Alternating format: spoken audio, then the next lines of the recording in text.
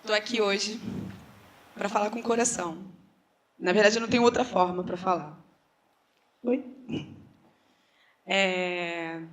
Como eu fui apresentada, eu sou da Nova Holanda, sou do Complexo da Maré. É bom, né, gente? E eu quero contar um pouco da minha história para vocês, para a gente conseguir viajar junto, assim, do que eu entendo como uma proposta para a universidade, a universidade que eu quero para o meu filho. Quando eu era pequena, por volta de 7, 8 anos, meus pais eles precisavam trabalhar. E meu pai, ele muito corajoso, ele trocou meio barraco, que estava tudo pronto, por um barraco de madeira numa outra rua, porque a expectativa dele era sempre construir alguma coisa que pudesse dar conta dos filhos. Ele queria ter 2. E aí, nesse ato de coragem, ele precisava da ajuda da família, né, para fazer isso acontecer. E aí foi o momento que eu me vi tendo, mesmo com 7 para 8 anos, a minha condição era de, mesmo que inconsciente, ajudar, né. E aí eu lembro que os 2 saíam para trabalhar, minha mãe trabalhava na UERJ, meu pai sempre trabalhou aqui na UFRJ. E era maior orgulho, minha mãe trabalha na UERJ. Eu acho que até mentia sobre o cargo dela. Ela era encarregada da faxina. Não era nem a faxineira, ela era encarregada, um cargo de chefia. O meu pai era almoxerifo, presidente da comissão, responsável pelo patrimônio. E isso era uma ostentação para mim, né? E eu precisava ficar sozinha em casa. Eu não lembro de ter ficado muito tempo, mas houve um período da minha vida que eu precisava ficar sozinha em casa. E na minha comunidade tinha na minha favela tinha um serviço da Associação dos Moradores que era de telefone. A gente ligava para esse telefone e quando a atendente chamava a gente no alto-falante. E aí minha mãe ligava de 5 em 5 minutos para saber como eu estava. E aí eu lá, saía de casa, ia atender o telefone, tá tudo bem? Como é que você tá? Não sai de casa não. Tá, mas eu tive que sair para atender você. Enfim. E aí, eu acho que com essa experiência, eu consegui perceber, ao longo da minha vida, como é crescer em comunidade. Porque não era fácil para o meu pai e minha mãe sair de casa, deixar uma filha de 8 anos, por essa idade em casa sozinha, para empreender um sonho, que era comum da família, sem que ele tivesse a ajuda de vizinhos. Terezinha, você pode olhar? Se acontecer alguma coisa, você socorre ela? Da minha tia, que morava do outro lado da rua, da Leila, dos vizinhos ali. E o meu contato com a universidade foi dentro desse contexto, de ter esses 2 pais trabalhadores de espaços universitários, que nos momentos que precisava eu acabava indo, acompanhando eles. E a UFRJ ela sempre foi um propósito na minha vida, por conta disso. Diferente dos meus primos, por exemplo, que alguns nem entendem ainda o que é esse espaço, eu fui crescendo dentro desse contexto. Legal. Tive meus pais que trabalharam para que eu chegasse aqui. Isso é privilégio na favela. Não é qualquer pessoa que tem essa família, que tem... Acho que não só na favela, mas eu acho que na nossa sociedade, né? Que tem uma família que ampara, que ajuda, mesmo dentro de uma dificuldade, e que está ali disposto a fazer você crescer dentro daquele propósito, do que você entende que é o melhor. E eu comecei a procurar, comecei a crescer nesse sonho de acessar a universidade. Já era dado. Aquela casa estava sendo construída para uma filha que ia acessar a universidade e que ia empreender e que ia trazer orgulho e que ia acontecer. Diferente das estatísticas, diferente dos primos, ia ser a primeira universitária. Estava sendo construído para isso. Ok. E quando eu cheguei aqui, acho que meu pai vai lembrar bem disso, foi um nervosismo. Passei, vamos lá. E sofrendo com aquela situação de pós-greve, tudo fechado, não tinha como ter certeza se tinha passado mesmo e tal. E eu falei, pronto, cheguei na universidade, estou bem agora. Agora é só estudar que eu vou ser o que eu quero ser. Só que não. No meio desse processo, eu engravidei. Legal, né? Só que não também. Nesse processo nessa questão da gravidez, das minhas primeiras ações foi chegar para o meu coordenador de curso e dizer, estou grávida. O que você pode fazer para me adiantar? Aí ele falou assim, nada. Eu falei assim, eu queria puxar algumas matérias aqui para eu me dedicar, para acertar a faculdade e tal, não sei o quê. Aí ele falou assim, pô, você fez uma besteira, né? Caraca, você não sabe que isso não é hora de engravidar? Você está revoltada com a vida? Desculpa, mas a gente não está discutindo a minha vida aqui. Aí ele falou assim para mim, olha, mas foi uma besteira, você tem que admitir. Aí você está insistindo, né? Aí ele virou e falou assim, eu falei, tá, mas não tem mais solução. Já que você está achando que é uma besteira, partindo desse princípio, não tem mais solução, está aqui, eu escolhi, a vida é minha, você pode me ajudar em alguma coisa? Ele, solução tem. É só você querer. Isso eu com 4 meses. Gente, eu me afastei. Falei, como assim? Não sei bem o que esse cara está me propondo, mas ele está sendo invasivo, ele está sendo escroto, machista, reaça. Está sendo tudo que eu não precisava agora. E aí saí da universidade.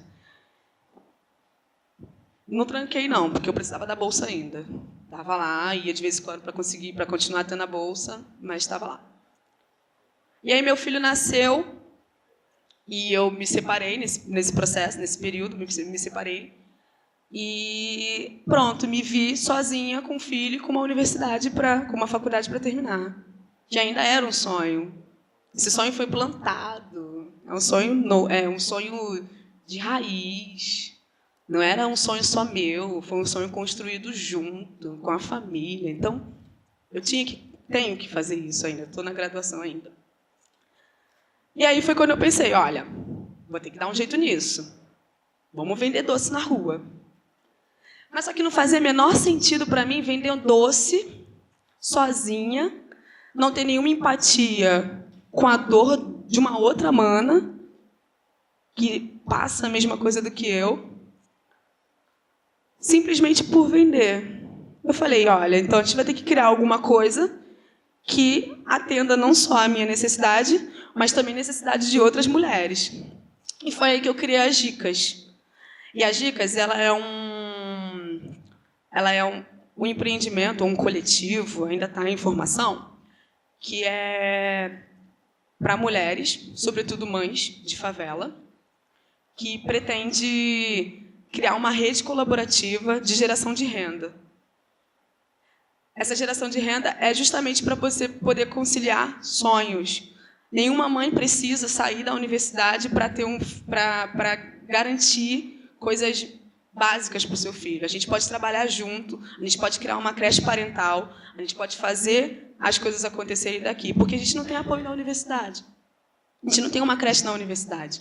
A gente não tem nenhuma base ali para atender as nossas necessidades. E como eu já estava mais afastada da universidade, eu não ia propor isso para a universidade, porque eu nunca entendi a universidade como espaço de propor alguma coisa.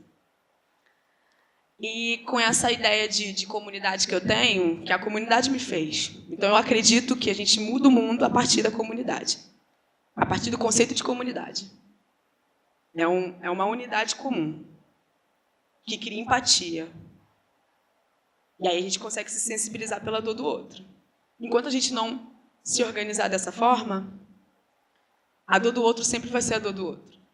E eu digo isso porque antes de eu ter filho, eu não conseguia perceber a necessidade ou a falta de um fraldário no banheiro feminino de uma universidade ou de qualquer outro lugar. E o quanto isso faz diferença.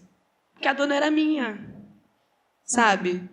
Então, como você se sensibiliza pela dor do outro? Quando você, mesmo não sentindo essa dor, você cria essa empatia. E eu acredito que essa empatia se cria quando você se aproxima. E como você se aproxima? Quando você está nesse contexto de comunidade. Como que a Terezinha sabia que minha mãe precisava de alguma ajuda ali para segurar a chave da casa ou para me olhar? Ela estava perto.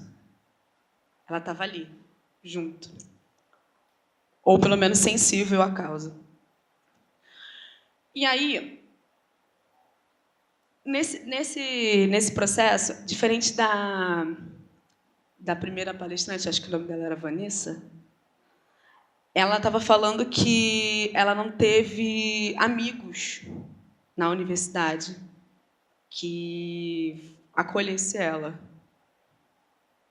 E eu tenho um diferencial em relação a ela, que esses meus amigos da universidade entenderam a necessidade dessa comunidade. E eu tenho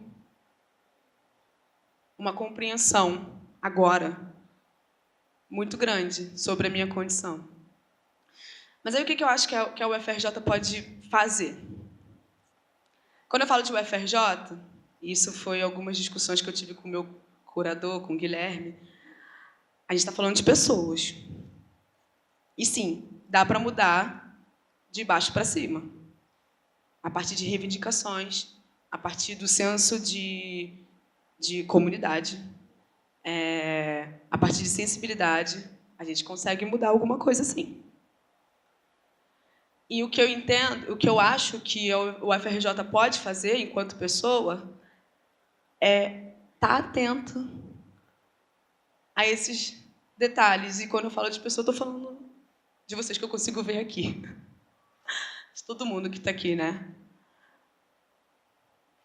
Que é estar disposto, pelo menos. A gente não vai conseguir dar conta de tudo. A gente não vai conseguir dar conta de todas as demandas dos outros. Mas é estar disposto, pelo menos, a perceber que a dor do outro é tão importante quanto a sua. E que sim, quando você entende isso, você consegue mudar.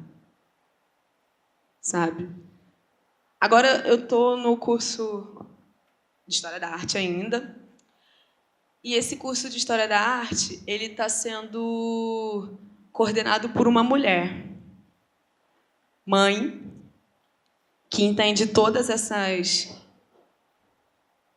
complexidades da maternagem/maternidade. E você vê que é uma outra, você percebe assim, que é uma outra ideia de curso, de gestão, quando você se propõe a pelo menos entender o que o outro sente, assim. Eu não sou especialista de nada, espero ser um dia, mas eu falo de uma experiência dolorosa, porque assim, eu tô aqui, mas tem milhões de irmãos meus de cria da Nova Holanda que não sabe o que é esse lugar, que não sabe o que ele pode fazer para estar nesse lugar.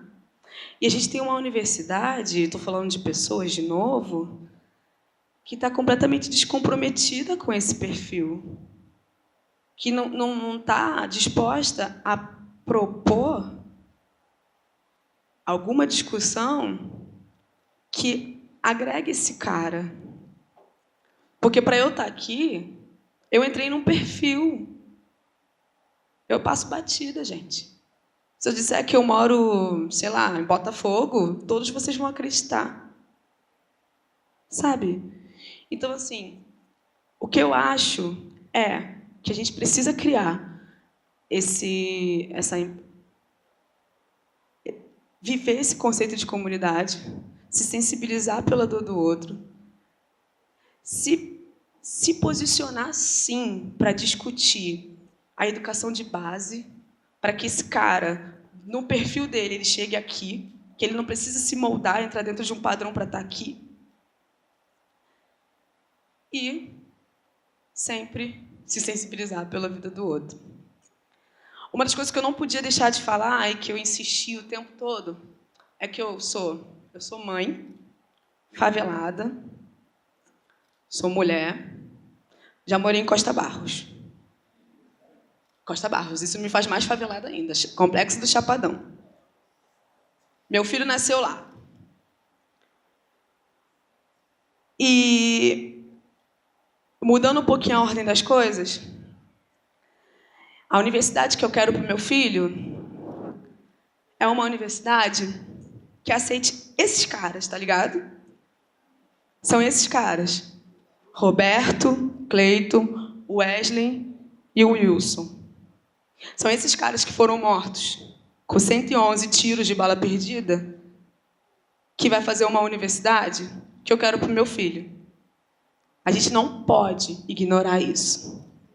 5 mães perderam seus filhos ali. E a gente não pode ignorar isso. Nós somos uma universidade, parte da sociedade. E a universidade que eu quero para o meu filho é uma universidade que ele esteja aqui e não ali. Eu não quero chorar mais por um irmão. Eu não quero chorar mais com uma mãe. Porque a universidade que eu quero é uma universidade que esteja disposta a discutir a relação desses caras. Ele é palestrante também, ele quer falar. Fala aí. Ele é palestrante também, gente. Então faz sentido ele falar. Então, assim, é isso que eu queria dividir com vocês. A universidade que eu quero para os meus filhos é uma universidade que entenda os perfis. É uma universidade que se sensibilize. É uma universidade que esteja disposta a, pelo menos, discutir essa questão. E eu falo de pessoas. Sou eu, sou você, todo mundo. Essa é a universidade que eu quero para ele.